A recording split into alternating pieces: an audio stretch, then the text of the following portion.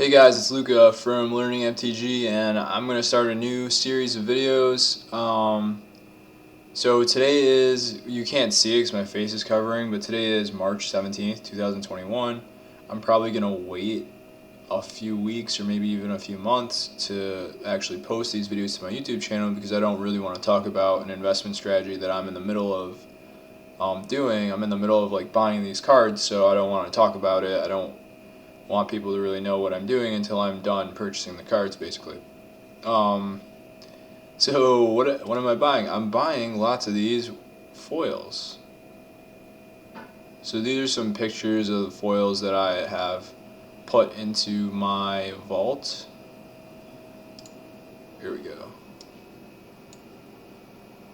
So this is like a BGS 9.5, Weird Harvest from Onslaught, a BGS 9 Goblin Festival, a BGS 9 Lin Civi, Defiant Hero from Nemesis. So basically what the strategy was to find these old bordered foils and either find ones that were nice enough to grade or find them already graded.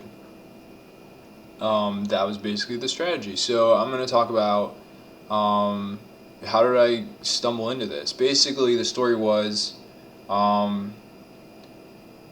about maybe 3 or 4 months ago, my dad and I both agreed that we thought collectibles were about to kind of go up in value a lot. People were looking to put money into these sorts of things, so we thought magic cards were going to go up. So he's like, hey Luca, I'm going to give you a large sum of money and I want you to invest in these magic cards. Basically you do all the work and we'll give you part of the profits. So I started researching, and actually I tried to buy as many books as I could about collectibles. And let me see if I have the book here.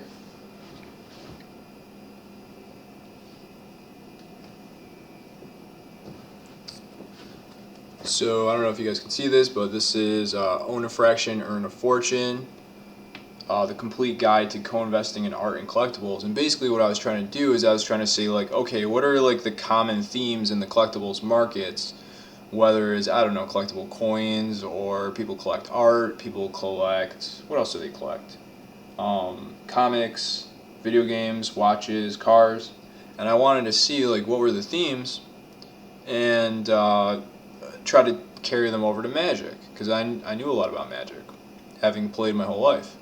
And I kind of just stumbled upon this idea. I wouldn't say I was like, well calculated or anything. I kind of just stumbled upon it, where basically I read in this book that there's a premium for having an entire set of something, which was really strange to me because I'm so used to, you get a discount if you buy a full set of something normally, right? So like if I'm buying a collection from someone, I'm going to get 20% off of what it would cost me to buy all the individual cards. Or if I go to the store, or if I go to like Spectrum and there's like an internet and cable bundle, I'm going to get a discount off of the sum of those prices. So it was just really strange to me, like, wait a second, you have to pay extra to get the whole thing, the whole collection costs you extra than getting the individual pieces? And that was just like really fascinating to me.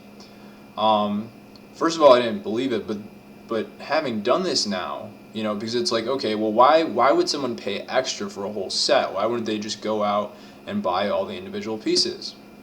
And yeah, okay, if you wanted to get a full set of like a recent set like Kaladeim or Theros Reborn or something, like, yeah, you could just go on TCG, click near mint, buy one of each, boom, it gets shipped to your house and you have a full set.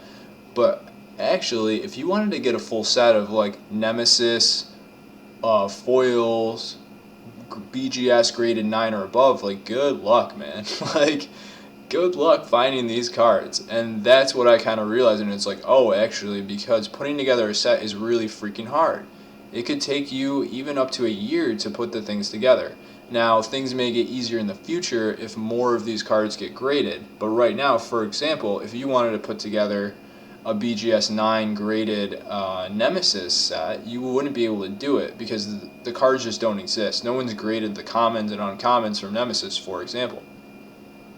So I just found that really fascinating, and so one of my ideas I had many different ideas. I watched a lot of Rudy investment stuff where it's like, Rudy is basically all about reserve list and sealed product. So those were some of the ideas that I wanted to do, and I did do some of that. I bought some reserve list cards and some sealed product. But the other thing was like, hey, let me try to put together a foil set. And the first set I want to do was like, hey, let's do Urza's Legacy because, well, it's the first foil set. Kind of like, most set collectors in Magic go for like Alpha Beta Unlimited, Arabian Nights, like the first sets. I figured the first crop of foil collectors would want to get the first foil sets. They'd want to get Urza's Legacy, Urza's Destiny, Mercadian Masks, and so on. So that was kind of my idea, and then getting into it and like just learning about the whole foil thing, I just started to realize, oh my god, like I cannot get a full set of these. This is too hard. So I kind of abandoned the idea of getting a full set, but and instead I just tried to find deals wherever I could. But I learned a lot, and that's kind of how this whole project started. And in future videos, I'll kind of get into the nuts and bolts of the things that I learned. So I hope you guys enjoyed this video, and I hope to see you guys in the next video.